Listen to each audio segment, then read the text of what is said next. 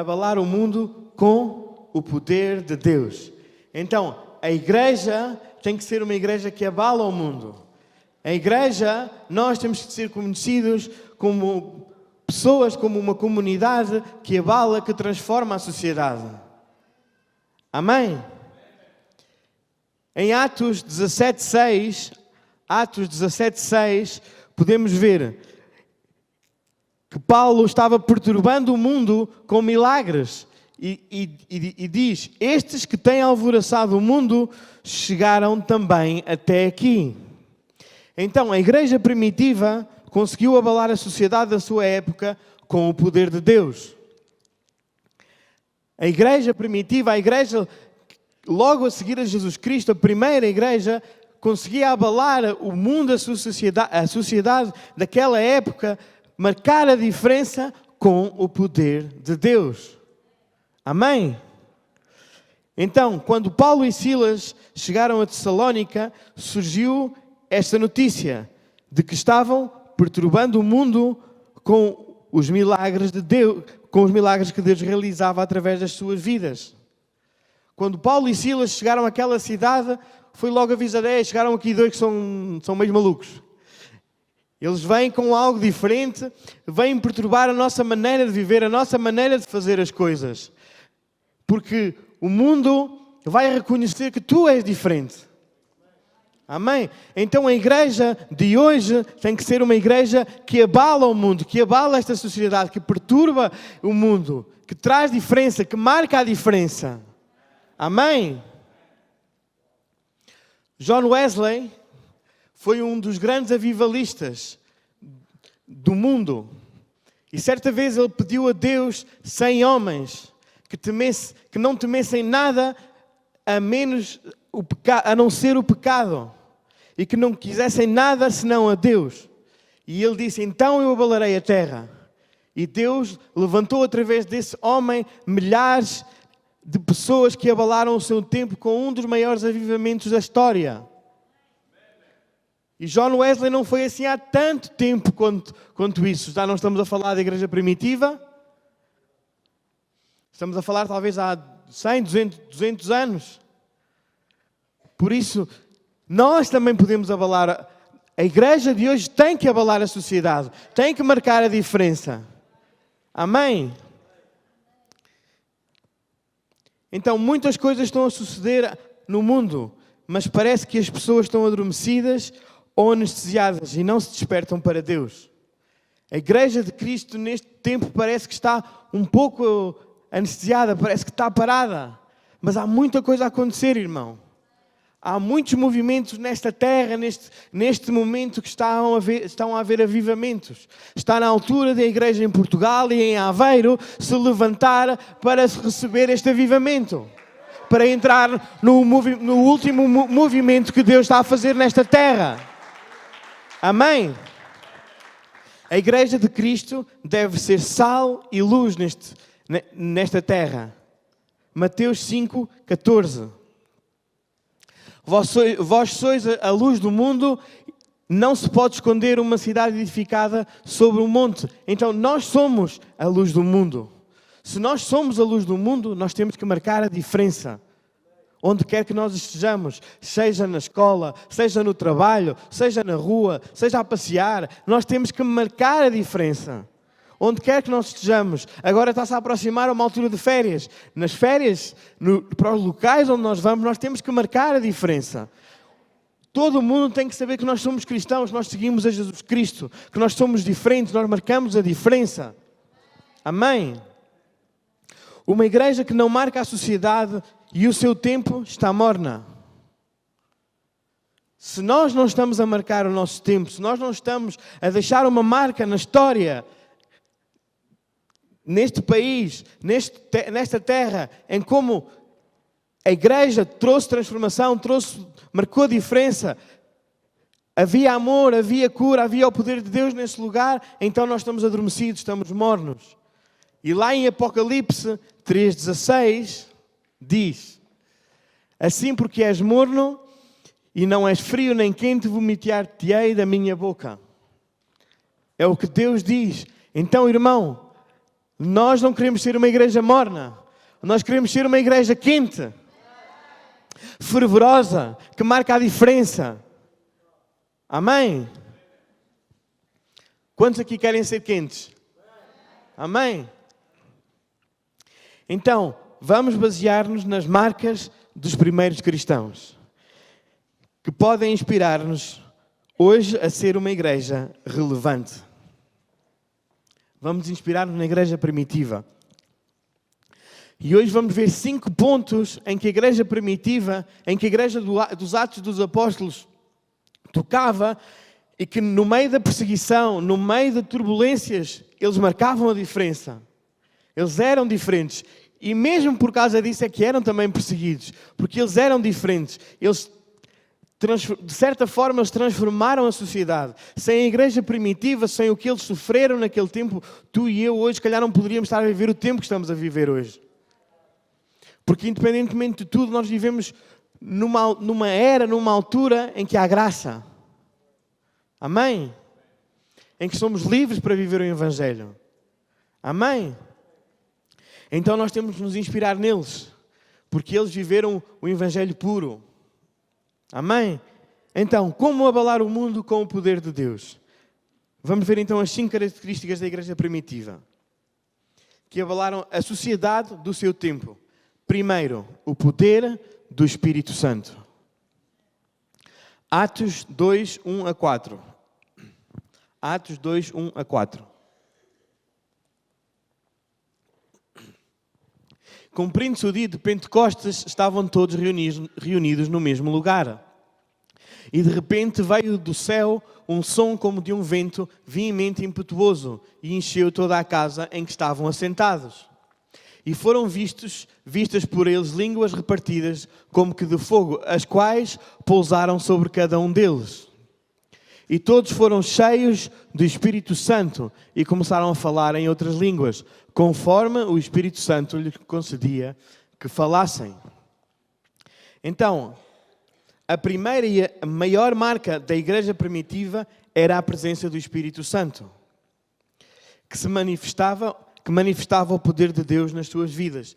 Antes do derramamento do Espírito Santo, a igreja estava adormecida, estava desanimada, estava paralisada, estavam fracos, estavam tímidos. Porquê?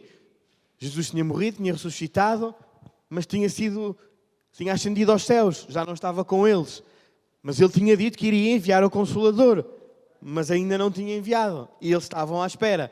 Então, quando veio o Espírito Santo, eles se encheram de força e de vigor. Amém? O Pentecostes, depois do Pentecostes, tornaram-se cheios de vigor e autoridade espiritual. E Deus quer levantar uma igreja cheia da presença do Espírito Santo. Deus quer levantar neste tempo uma igreja cheia do Espírito Santo, que caminha e flua nos dons do Espírito Santo. Amém? É essa igreja que Deus está à espera que se levante neste tempo. É essa igreja que se tem que levantar nesta cidade, neste lugar. Uma igreja cheia do Espírito Santo, que caminhe, que flua nos seus dons. Romanos 12, 1. Romanos 12, 1 a 8. Rogo-vos, pois, irmãos, pela compaixão de Deus, que apresenteis os vossos corpos em sacrifício vivo, santo, agradável a Deus, que é o vosso culto racional. E não vos conformeis com este mundo, mas transformai-vos pela renovação do vosso entendimento, para que experimentais qual seja a boa, agradável e perfeita vontade de Deus. Porque pela graça que me é dada, digo a cada um de entre vós, que não saiba mais do que convém saber, mas que saiba com temperança, conforme a medida de fé que Deus repartiu a cada um. Porque assim como em um corpo temos muitos membros, e nem todos os membros têm a mesma operação, assim nós, que somos muitos, somos um só corpo em Cristo, mas individualmente somos membros uns dos outros. De modo que, tendo diferentes dons, segundo a graça que nos é dada, se é profecia, seja ela segundo a medida da fé. Se é ministério, seja em ministrar, se é ensinar, haja dedicação ao ensino. O que exorta, use o dom em exortar. O que reparte, faça com liberdade. O que preside, com cuidado. E o que exercita, com misericórdia, com alegria. Então Deus quer levantar uma igreja que flua em todos os dons do Espírito Santo. Amém? Deus quer levantar uma igreja assim. Que se apresente em sacrifício vivo. Amém? Com caráter cristão. Romanos 12, 9. O amor seja não fingido, aborrecei o mal e apegai-vos ao bem. Amai-vos cordialmente uns aos outros, com amor fraternal, preferindo-vos em honra uns aos outros. Não sejam vagarosos no cuidado, sejam fervorosos no espírito, servindo ao Senhor. Amém? Não vamos continuar a ler, senão ficávamos aqui. Mas aqui em Romanos 12, 9, fala-nos em termos o caráter cristão, em amarmos, em alegrarmos-nos, em perdoarmos. Em termos um caráter cristão, sermos diferentes. Marcarmos a sociedade pela diferença, porque somos diferentes. Amém? Marcados pelos frutos do Espírito. Gálatas 5, 22. Mas o fruto do Espírito é amor, gozo, paz, longanimidade, benignidade, bondade, fé, mansidão, temperança.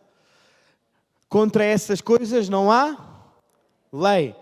Então, se nós estamos cheios do Espírito Santo, nós estamos cheios destes frutos. De amor, de gozo, de paz. Então não há nada que nos possa abalar, porque se nós estamos cheios do Espírito Santo, o mundo não nos vai transformar a nós. Somos nós que vamos transformar o mundo, que vamos mostrar o que somos diferentes, que temos amor, que temos gozo, que temos paz, que temos longanimidade. E contra todas estas coisas não há lei. Então nós temos que estar cheios do Espírito Santo. Uma igreja cheia do Espírito Santo abala o mundo. Amém? Então, a igreja de hoje tem que estar cheia do Espírito Santo como estava a igreja primitiva. Como podemos ver que a igreja primitiva estava cheia do Espírito Santo. Eles foram cheios do Espírito Santo. Amém? Então nós temos que buscar estar cheios do Espírito Santo. Temos que ter intimidade com o Espírito Santo, temos que buscá-lo, temos que estar com Ele para que Ele nos encha, nos transforme, para que nós sejamos uma marca nesta sociedade, para que esta sociedade veja, há algo diferente nele. Amém? Então, primeiro ponto que nós temos que ser cheios do Espírito Santo. Amém? Temos que ter o poder do Espírito Santo em nós. Amém? Segunda característica da igreja primitiva que nós também precisamos, o poder da oração. Atos 3:31. Tendo eles orado, tremeu o lugar onde estavam reunidos e todos ficaram cheios do Espírito Santo e com intrepidez anunciavam a palavra de Deus. Então, quando nós oramos, quando nós temos uma vida de oração, o Espírito Santo enche-nos, capacita-nos e dá-nos intrepidez, dá-nos força para anunciar as boas novas, para falar de Cristo. Amém? Então, outra marca da igreja primitiva era uma vida de oração, na presença de Deus. Diante das perseguições, lutas, desafios, resolviam as suas questões diante do altar do Senhor em oração. Eles não lutavam as suas lutas carnalmente, eles lutavam as suas lutas em oração. Na igreja primitiva, uns eram presos, uns eram açoitados. Havia muita perseguição. Porque na altura da primeira igreja estava o Império Romano. E o Império Romano perseguia os cristãos. Podemos ver várias passagens. Mas a igreja precisa se assumir como uma intercessora. Como a igreja primitiva fazia. Orar uns pelos outros. Orar pelas aflições uns dos outros. Quando Pedro foi preso, eles não foram lá com armas para o tentar soltar, não foram fazer guerra, foram orar. E pelo poder do Espírito Santo ele foi solto da prisão. Então quando a igreja ora, o Espírito Santo vem sobre nós. Amém? 1 de Crônicas 7:14.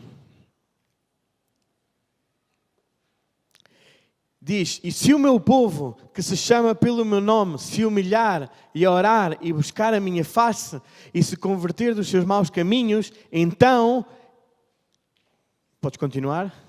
Eu ouvirei dos céus e perdoarei os seus pecados e sararei a sua terra. Então, se o meu povo, que se chama pelo meu nome, se humilhar e orar, então nós temos que orar. Porque quando nós oramos, Deus vai nos ouvir. O Espírito Santo vai nos ouvir. O nosso tempo de oração é o nosso tempo de comunhão com Deus, o nosso tempo de estar ligado com o Pai, de falar com Ele. E nós precisamos de falar com o Pai, nós precisamos de estar com Ele. Amém? Então, uma igreja sem oração enfraquece. Uma igreja onde não há oração é enfraquecida. Mas, irmão, nesta casa a oração em comunhão uns com os outros, temos casa de oração, temos intercessão aos sábados, quero incentivá-lo, convidá-lo a estar cá, a juntar-se connosco, a estar em oração, amém? Estar em oração na sua casa, amém? Não é só o tempo de oração todos juntos é bom, a casa de oração é bom, o tempo de intercessão é bom, mas nós temos que orar na nossa intimidade com Deus, amém? Amém? Então, não devemos apenas orar quando precisamos. Temos que orar sem cessar. 1 Tessalonicenses 5,17 diz, orai sem cessar. Então a igreja tem que orar sem cessar. Não podemos ir a Deus só com os nossos pedidos, só quando temos um problema, só quando nos aparece um problema é que nós vamos orar. Não, nós temos que orar sem cessar. Nós temos que ter uma relação de amizade com Deus. Ou nós, porventura, quando temos um amigo, nós só falamos com ele quando nós precisamos dele. Isso seria sermos interesseiros. Isso seria sermos interesseiros só falarmos com um amigo ou com alguém com que nós gostamos quando precisamos dele. Olha, eu sou muito teu amigo, preciso disto. Eu acho que ninguém faz isso com os amigos. Então Deus quer ser teu amigo. Então não sejas interesseiro com Deus. Não vás a Deus só orando ou pedindo coisas quando estás em aflição. Ele é bom, Ele é justo, Ele vai te responder. Mas Ele quer dar-te mais. Ele não está só à espera da tua oração, que vais falar com Ele para lhe pedir coisas. Ele quer que tu sejas seu amigo, que fales com Ele, que estejas na sua presença. Amém? Deus está à tua espera. Então, a nossa vida pessoal de oração deve ser uma marca de todo o cristão. Todo cristão deve ter uma vida pessoal de oração. Porque é na oração que Deus te vai mostrar como tu venceres. É na oração que Deus te vai dar estratégias. É na oração que Deus te vai levar a perdoar, ajudar-te a perdoar, ajudar-te a vencer. É na oração. Amém? Mateus 5:5. Bem-aventurados os mansos, porque eles herdarão a terra. Então, bem-aventurados os mansos, que eles herdarão a terra. E como é que nós obtemos a mansidão? No nosso tempo de oração. Quando nós somos cheios do Espírito Santo, quando nós estamos cheios do Espírito Santo, os outros vão olhar para nós e vão dizer, o que é que ele tem que é diferente? Ele antes irava-se, maltratava, agora o que é que aconteceu com ele? Que já não é assim. Então, temos que ter uma vida pessoal de oração. Essa é a marca do cristão. Amém? Então, antes de tomarmos as nossas decisões, devemos de orar e buscar a vontade e a orientação de Deus para a nossa vida.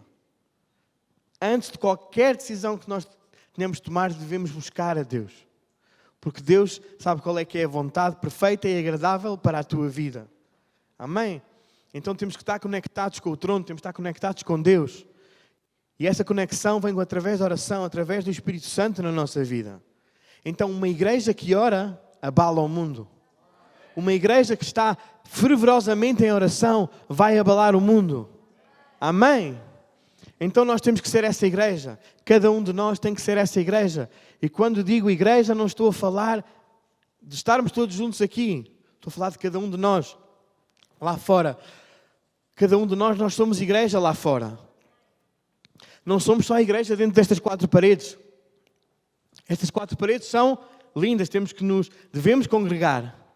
Mas depois lá fora, nós temos que ser a igreja de Cristo.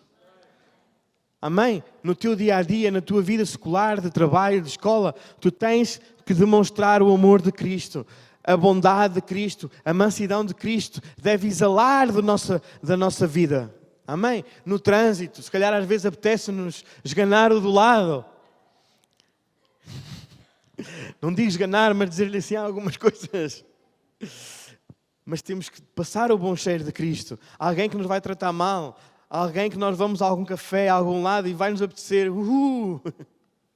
Se tu estás cheio do Espírito Santo, se tu levas uma vida de oração, tu tens isso dentro de ti. E tu perdoas. Que isso leva-nos ao terceiro ponto da igreja primitiva. O poder do perdão. A igreja primitiva perdoava. Atos 7, 55 a 60. Vamos ver a história de Estevão, o primeiro mártir. Mas estava Estevão cheio do Espírito Santo, fitou os olhos no céu e viu a glória de Deus. E Jesus, que estava à sua direita, e disse: Eis que vejo os céus abertos e o Filho do Homem em pé à destra de Deus. Eles, porém, clamando em alta voz, taparam os ouvidos e unânimes arremeteram contra ele. E lançando-o fora da cidade, o apedrejaram. As testemunhas deixaram as suas vestes aos pés de um jovem chamado Saulo. Frisem aqui, as testemunhas deixaram as vestes de Estevão aos pés de um homem chamado Saulo. Quem era Saulo? Vamos ver mais à frente. E apedrejaram Estevão, que invocava e dizia: Senhor Jesus, recebe o meu espírito. E então, ajoelhando-se, clamou em alta voz: Senhor, não lhes imputes este pecado. Com estas palavras, adormeceu. Melhor dito, morreu. Então, Estevão foi apedrejado por seguir a Cristo. Porque seguiria a Cristo, ele foi apedrejado. Mas o que é que ele usou? Usou de perdão. Ele usou de perdão para com os seus perseguidores. Por quem o maltratou. Ele estava a ser apedrejado, estava a ser morto e ele estava a perdoar. E ao mesmo tempo também já estava a ver Jesus, ele já estava em visão aberta. Então, Estevão foi o primeiro mártir que morreu enquanto orava e perdoava aos seus opressores. Então, uma das características marcantes da igreja primitiva era o perdão praticado pelos primeiros cristãos. Irmão, como é possível alguém estar a ser apedrejado e estar a perdoar no momento? Enquanto recebia pedras, Estevão olhava para o céu e via a glória de Deus. Assim deve ser a vida de um cristão diante das pedras que lhe atiram. E literalmente neste tempo, talvez não lhe atirem com pedras, calhau. Talvez não lhe atirem com esse tipo de pedras. Mas se calhar atiram-te com outro tipo de perseguição. Com outro tipo de coisas. Pelo que tu és, pelo que tu fazes, se calhar pelas coisas bem que tu fazes, vão tentar perseguir-te. E nós temos que saber perdoar. Independentemente do que estejam a fazer connosco. Temos que saber perdoar. Porque quando nós perdoamos, nós vamos trazer transformação. Nós vamos marcar a diferença. Se calhar quando perdoas, alguém vai ser salvo pelo teu perdão. Que é o que nós vamos ver aqui mais à frente. Então, todos nós vamos levar com pedras e vamos ser alvo das investidas do inimigo através de pessoas e circunstâncias que pretendem paralisar as nossas vidas e impedir-nos de cumprir o propósito de Deus. Então, tu vais levar com ofensas, o inimigo vai levantar pessoas no teu caminho para paralisar o teu caminhar, vai tentar levantar dissensão entre ti e os teus irmãos, vai levantar pessoas que vão falar mal de ti, que te vão dizer mal de ti, mas tu tens que perdoar. Irmão, nós temos que perdoar. Nós temos que perdoar. Eu ontem estive num evento de lançamento de uma app cristã tipo tipo o ETV, tipo o que nós temos, mas eu estive lá, também são cristãos, e tive a oportunidade também de estar no palco, e o diretor dessa app, ao falar, falou de algo que aconteceu entre nós os dois, que alguém falou mal a nós os dois, e nós tivemos que perdoar, e perdoar-nos um ao outro, porque era tudo uma investida do inimigo, para criar separação entre duas pessoas, entre dois projetos que podem trazer expansão do reino de Deus em Portugal através da comunicação social, assim sendo. Então nós temos que aprender a perdoar, independentemente do que possa acontecer. Nós temos que perdoar, ainda que tu não tenha, ainda que a razão não seja, tu tens que perdoar. Amém? Então nós temos que aprender a perdoar. Porque a ofensa é como uma isca que Satanás coloca à nossa frente para que não, perdoando, não caminhemos em direção aos propósitos que Deus tem para nós. Amém? Então, quando nós guardamos a ofensa, quando nós não perdoamos, no nosso coração e não soltamos, torna-se uma fortaleza e um obstáculo que não nos permite vencer. Então, quando tu não perdoas, tu estás a criar um muro, estás a criar obstáculos na tua vida. Então, nós temos que perdoar, independentemente do que é que nos tenham feito. Nós temos que perdoar essas pessoas. Pode ser complicado, podem-te ter traído, podem-te ter chicoteado, apedrejado. É o tempo de perdoar. A igreja é uma igreja que perdoa. Amém? Porque quando nós não perdoamos, estamos a criar raízes de amargura dentro de nós. Estamos a criar raízes que vão impedir de nós avançarmos, que vão impedir de nós vencermos. E se calhar estamos através dessa falta de perdão, estamos a travar a nossa vida. Estamos a travar coisas que Deus tinha para a tua vida boas, mas tu estás a travá-las porque não estás a libertar o teu perdão. Tu estás a carregar essa carga, trazes essa pessoa amarrada às tuas costas e essa carga não te deixa avançar. Amém? Então nós temos que perdoar. Temos que levar uma vida de perdão. Amém? E não guardar a ofensa connosco. Porque o diabo quer que tu guardes a ofensa. A tua querida ofensinha. Mas disseram. Mas o que eles querem. O que eles dizem de mim. Sim, também falaram de Jesus. Também falaram contra Estevão. E eles perdoaram. Então nós temos que perdoar. Não estou a dizer que tu perdoas e vais ser o melhor amigo dessa pessoa. Não é isso que eu estou a dizer. Estou a dizer que libertes o teu perdão para essa pessoa. Liberta o teu perdão. E libertando o teu perdão, talvez até fosse só uma tempestade, um copo d'água. Criado por alguém de fora. Ou não, mas liberta o teu perdão. Deixa essa pessoa ir. Por muito mais mal que ela tenha feito, deixa-a ir. Pode ser que mais à frente ela também te venha pedir perdão. Porque tu já libertaste o teu perdão. Já libertaste o teu amor para com aquela pessoa. Amém? Hebreus 12:15. Hebreus 12:15. Tendo cuidado de que ninguém se prive da graça de Deus e de que nenhuma raiz de amargura brotando vos perturbe, e por ela muitos se contaminem. Então, não deixes que através da tua vida outros sejam contaminados pelas tuas raízes de amargura, que tu contamines os outros. Pela nossa falta de perdão, nós podemos contaminar os outros ao nosso redor. Porque nós estamos com a nossa querida ofensa, com a nossa ofensinha, e tudo o que nós vemos passa a ser mau.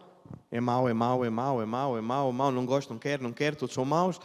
E nós só ainda não perdoamos. Então, está na altura de nós perdoarmos, para não contaminarmos o nosso ambiente, não contaminarmos a nossa vida e todos à nossa volta. Porque às vezes somos tão magoados, tão amargurados, que tudo à nossa volta explode. Pela mínima coisa que acontece, ninguém tem culpa, mas nós arrebentamos tudo à nossa volta. Então nós temos que perdoar. Amém? Esta passagem fala-nos de amargura. A falta de perdão acaba por nos perturbar e contaminar os outros. Também está relacionada com Deuteronômio 29, 18 a 20. Que diz: para que entre vós não haja homem, nem mulher, nem família, nem tribo, cujo coração hoje se desvie do Senhor, nosso Deus, e vá servir aos deuses destas nações, para que não haja entre vós raiz que produza erva venenosa e amarga, ninguém que, ouvindo as palavras dessa maldição, se abençoe no seu íntimo, dizendo: terei paz, ainda que ande na perversidade do meu coração, para acrescentar a sede à bebedice. O Senhor não lhe quererá perdoar, antes fumegará a ira do Senhor e o seu zelo sobre tal homem, e toda a maldição que está escrita neste livro jazerá sobre ele, e o Senhor lhe apagará o nome debaixo do céu. Então a raiz de amargura também nos fala daquelas pessoas que pensam que podem viver de qualquer maneira e que nada de mal chegará à sua vida. Essas pessoas soberbas que tentam viver essa vida assim, pensam que nada de mal chegará à sua vida, mas o Senhor diz que apagará o seu nome debaixo do céu. Então, não podemos pensar que podemos guardar no nosso coração o pecado, a falta de perdão e continuar a agir de forma errada e desobediente, e que não vamos sofrer consequências disso. Então, se nós não libertarmos o nosso perdão, nós vamos sofrer consequências disso. Há consequências, há coisas más que vão vir à nossa vida, há maldições que vão vir à nossa vida. Quando nós não libertamos o nosso perdão, quando nós libertamos o nosso perdão, nós estamos a libertar-nos de todas estas coisas. Enquanto nós não perdoarmos, Deus também não pode libertar o seu perdão para a nossa vida de maneira plena e completa. Aliás, Ele diz que limpa o nosso nome debaixo do céu. Amém? Então nós temos que perdoar. A falta de perdão é um pecado. Não perdoarmos também é pecado. Então, neste dia, temos que perdoar. Não podemos levar essas cargas connosco. Precisamos nos arrepender e receber a ajuda do Espírito Santo para consolar o nosso coração e nos ajudar a prosseguir em vitória. Mas primeiro precisamos de tomar uma decisão como a que Estevão tomou. Perdoar aos nossos ofensores. A igreja atual precisa de viver uma vida de perdão. Nós precisamos de viver mais no perdão. Porque muitas coisas que acontecem entre nós, entre cada um de nós, às vezes é o inimigo a tentar pôr dissensão no meio do seu povo. Obrigado. Então, como cristãos, nós devemos mostrar realmente quem somos. E quando passamos por perseguições, quando nós passamos por perseguições, pelo momento do aperto, é quem nós mostramos quem somos. Então nós precisamos mostrar o caráter cristão. Precisamos mostrar o perdão, o amor. Amém? Jesus mandou-nos amar e perdoar os nossos inimigos. Mateus 5:44. Eu, porém, vos digo, amai a vossos inimigos, bendizei os que vos maldizem, fazei bem ao que vos odeiam e orai pelo que vos maltratam e vos perseguem. Então, Jesus diz para nós amarmos os que nos maltratam, os nossos inimigos, bendizê-los, abençoá-los. Parece contraditório, não é? Mas é assim que é o amor de Deus. Amém? E orar por eles. Mateus 6:12. Também temos que orar por eles. Perdoando-nos as nossas dívidas, assim como nós perdoamos aos nossos devedores. Então nós devemos orar por eles, perdoar-lhes. Quando o povo de Deus começar a manifestar o perdão de Jesus, este mundo será abalado pelo poder de Deus. Então uma igreja que perdoa, abala o mundo. Uma igreja que perdoa, abala o mundo. Traz transformação, traz transformação de vidas, marca a diferença. E os que estão lá fora vão ver essa diferença. E através do nosso perdão, da nossa oração pelos nossos inimigos, Deus vai trazer conversão aos nossos inimigos. Amém? Quarto ponto, o poder da conversão. Então, uma das características da igreja primitiva também era o poder da conversão. E nós vamos ver como Saulo, esse jovem que estava lá, quando Estevão foi apedrejado, que recebeu as suas vestes, se converteu e se tornou num dos maiores apóstolos de Cristo. Amém? Atos 9:3 a 6. Seguindo ele estrada fora, ao aproximar-se de Damasco, subitamente uma luz do céu brilhou ao seu redor. E caindo por terra, ouviu uma voz que lhe dizia: Saulo, Saulo, por que me persegues? Ele perguntou: quem és tu, Senhor? E a resposta foi: eu sou Jesus, a quem tu persegues. Mas levanta-te e entra na cidade, onde te dirão o que te convém fazer. Então Paulo, que perseguia os cristãos, pela oração e pelo perdão de Estevão, pôde ser alcançado por Jesus. Saulo estava entre os que apedrejaram Estevão e foi alvo da sua oração. Atos 7:59.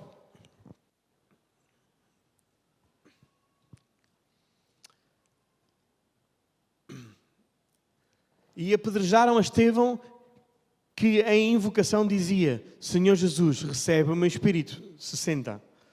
E pondo-se de joelhos, clamou com grande voz: Senhor, não lhes imputes este pecado. Tendo dito isto, adormeceu. Então, Estevão estava a perdoar-lhes. Estava a perdoar a todos os que estavam a apedrejar. Mas Paulo também lá estava. Depois, Saulo teve um encontro com Jesus, que transformou a sua vida para sempre. De perseguidor passou a perseguido.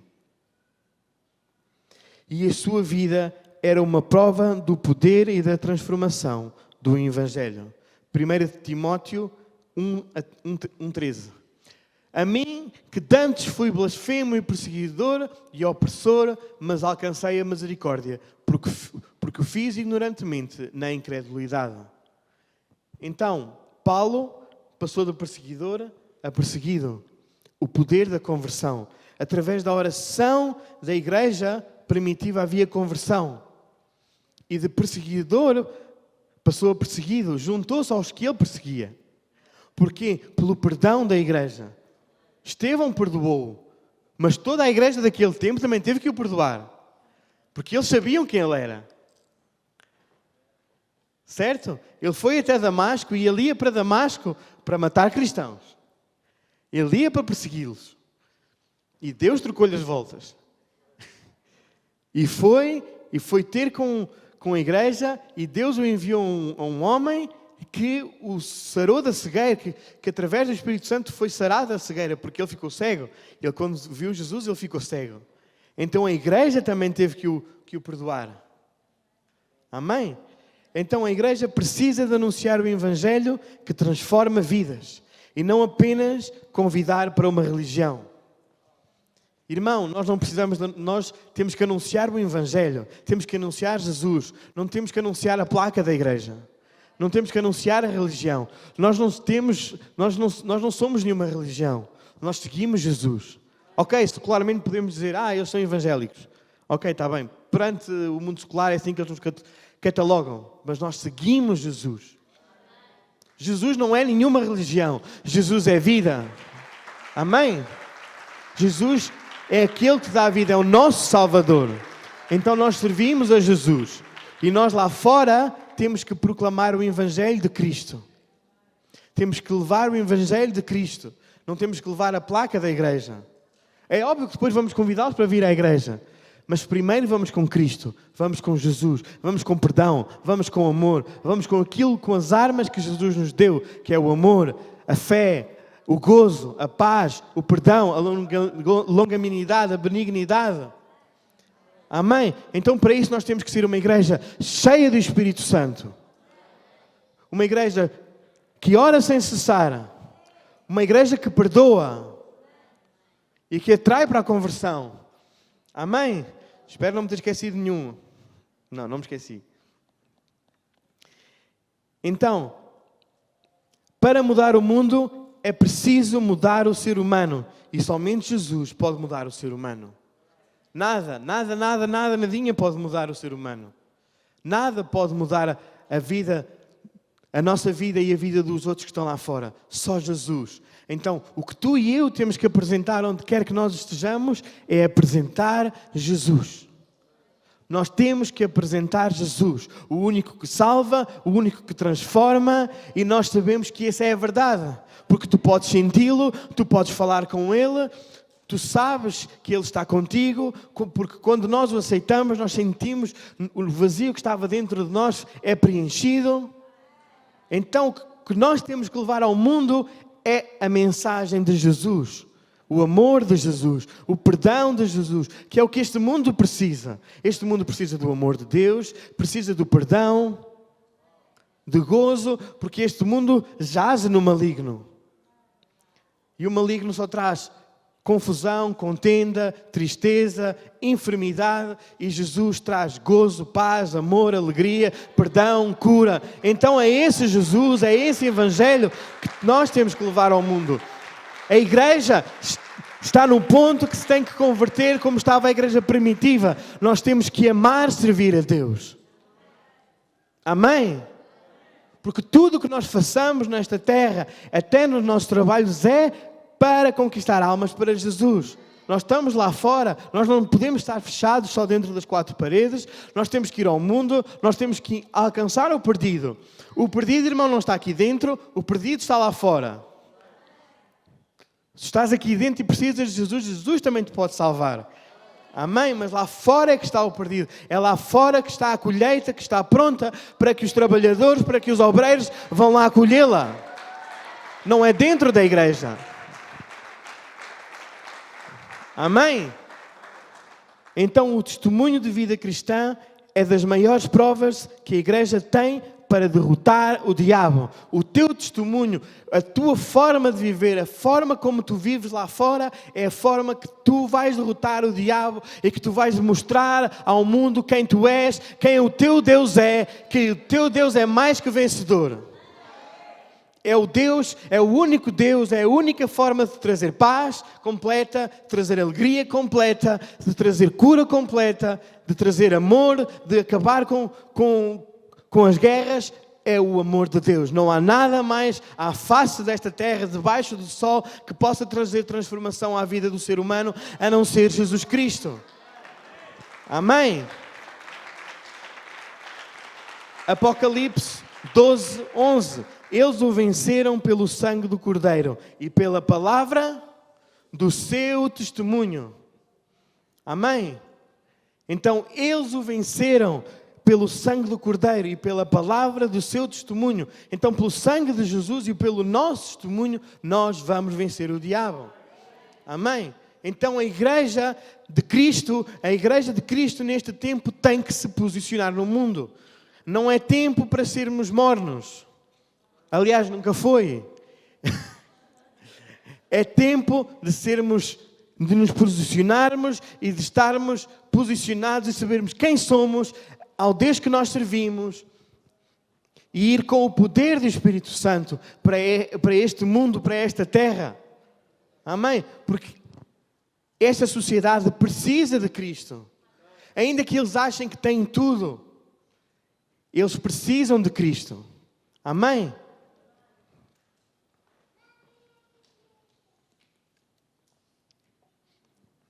Então, duas coisas principais que derrotam o inimigo. O sangue do Cordeiro.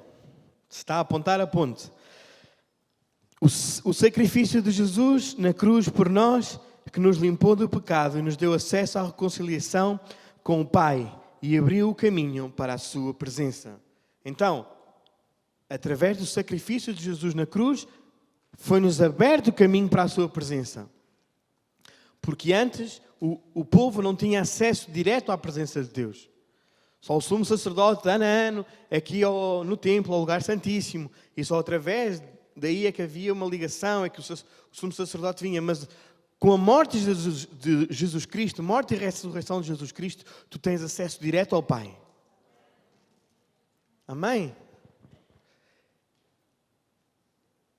Segunda coisa, a palavra do seu testemunho. A mudança de vida, o testemunho que Deus nos dá da sua vida na nossa vida.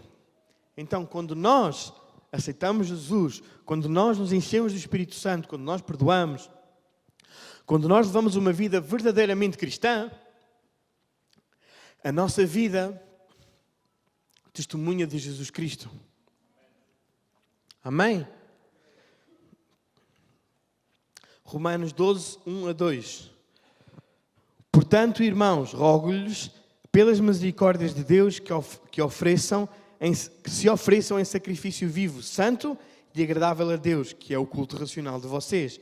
Não se amoldem ao padrão deste mundo, mas transformem-se pela renovação da mente, para que sejam capazes de experimentar e comprovar a boa, agradável e perfeita vontade de Deus. Então nós somos incentivados por Deus a não nos conformarmos. Então nós não nos podemos conformar com aquilo que vemos ao nosso redor, com as lutas. Nós não nos podemos conformar. Amém?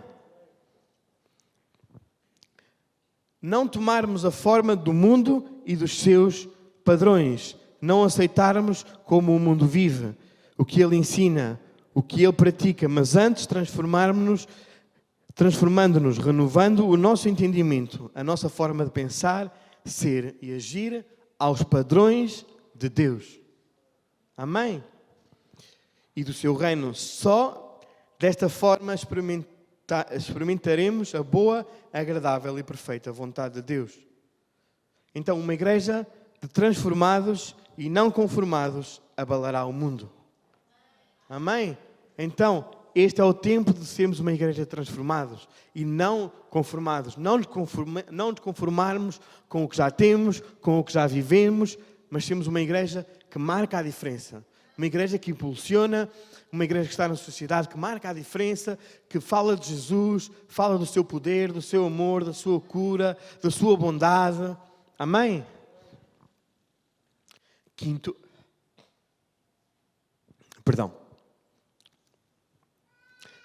e último ponto. O poder da adoração. O poder da adoração. Este era um poder que a igreja primitiva usava e que recebia respostas. O poder da adoração. Atos 16, 25 a 26. E por volta da meia-noite, Paulo e Silas oravam e cantavam louvores a Deus. E os demais companheiros de prisão escutavam. Vejam, Paulo e Silas estavam presos. Não, estavam em liberdade. Eles estavam num café, numa esplanada. Não, eles estavam presos. Estavam na prisão. Tinham sido amarrados, acorrentados. Estavam presos. Porque eram criminosos super perigosos. E de repente sobreveio tamanho terremoto que sacudiu os alicerces da prisão e abriram-se todas as portas e soltaram-se as cadeias de todos. Uau! Eles estavam cantando e orando, cantando e louvando. E à meia-noite sobreveio um terremoto que soltou as cadeias. E todos foram soltos. A tal ponto que o carcereiro queria se matar. Porque pensava que todos tinham fugido. Mas todos os presos lá ficaram. E Paulo e Silas puderam ser livres nessa noite. Porque estavam em adoração. No meio da aflição, eles estavam adorando. No meio do problema, da perseguição, da prisão, eles estavam adorando. Estavam adorando ao seu Deus. O Deus que trouxe libertação. E através da sua adoração, o carcereiro também pôde ser salvo. Então, quando tu adoras, Deus faz coisas grandes na tua vida. Amém? Paulo e Silas estavam presos e começaram a adorar a Deus. O poder de Deus abalou aquela prisão com um terremoto que abriu todas as cadeias. Vários testemunhos de mártires da igreja primitiva relatam que adoravam a Deus enquanto eram afligidos. Uma prova de que a adoração dos primeiros cristãos era verdadeira e incondicional. A adoração dos primeiros cristãos era incondicional. Eles adoravam de qualquer forma. E a igreja precisa de entender que a adoração não é música. A adoração não é quando nós estamos com o grupo de louvor, adorando, cantando músicas de louvor, de adoração. Isso não é adoração. Isso também é adoração. Faz parte, é uma ajuda. Mas a nossa adoração é para com Deus. A música é só um instrumento que usamos para adorar. Mas ela em si mesma não é adoração. A adoração é nós contemplarmos a face de Deus. Dizer que o amamos. Dizemos que o honramos. Amém? Podemos cantar muitas músicas, mas nem sequer pensar no que estamos a declarar.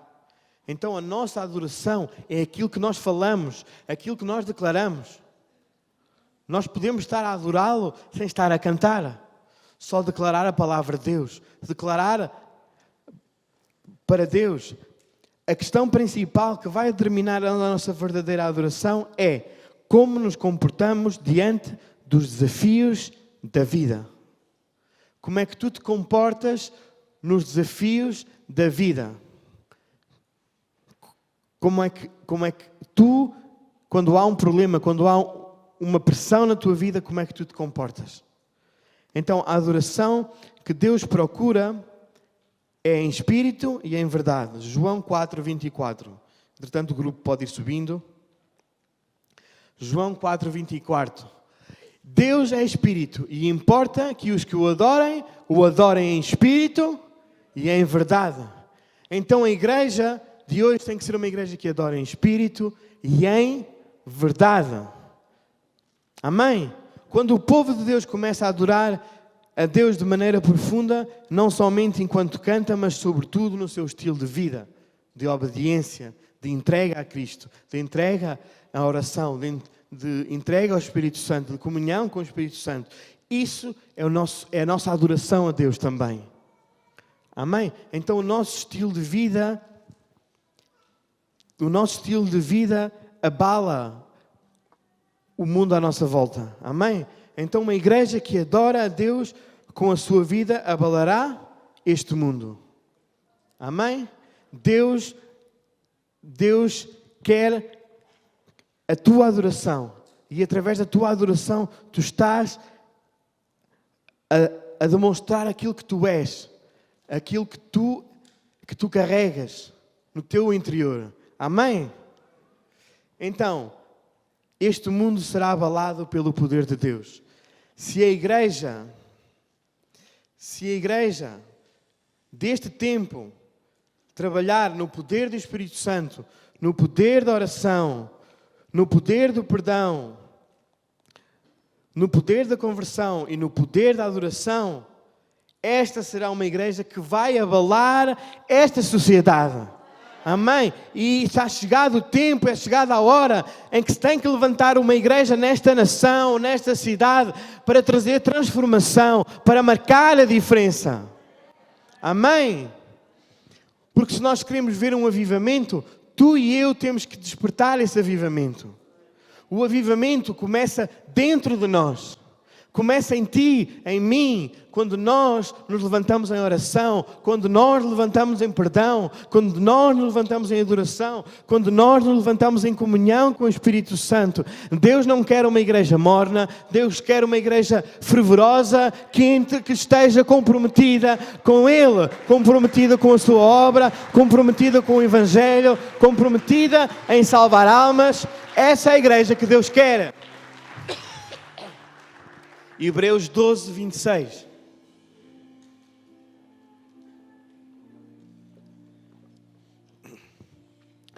Aquele cuja voz abalou então a terra. Agora, porém, ele promete dizendo: ainda uma vez por todas farei abalar não só a terra, mas também o céu. Ora, esta palavra, ainda uma vez por todas, significa a remoção dessas coisas abaladas como tinham sido feitas, para que as coisas que não são abaladas permaneçam. Por isso, recebendo nós um reino inabalável, retenhamos a graça pela qual servimos a Deus, de modo agradável e com reverência e santo temor. Então nós recebemos um reino inabalável. O reino de Deus é inabalável, mas o reino de Deus, quando entra na terra, abala as estruturas desta sociedade, abala esta terra, e nós temos que entrar, a Igreja de Cristo tem que entrar nesta sociedade, tem que entrar nesta terra, não para ser igual a eles, não para fazer o que eles querem, mas para trazermos transformação, para marcarmos a diferença, para abalarmos esta sociedade. Porque enquanto uns falam de ideologias perversas aos olhos de Deus, tu e eu estamos a falar de Cristo. Onde quer que tu estejas, onde quer que tu sejas chamado, tu tens que falar de Cristo. Cristo é tudo em nós. Cristo é paz. Cristo é o único Redentor. É o único que pode trazer paz, que pode trazer unidade, que pode trazer vida a este mundo. E este mundo precisa, este mundo suplica por amor. Eles buscam algo que não encontram. E tu e eu temos a verdade. Tu e eu temos aquilo que eles precisam. A Igreja de Cristo é a única nesta terra, neste tempo, que pode trazer respostas para essas pessoas, para os que estão oprimidos, enfermos, para aqueles que talvez estão a pensar em suicidar, que acham que já não há mais resposta.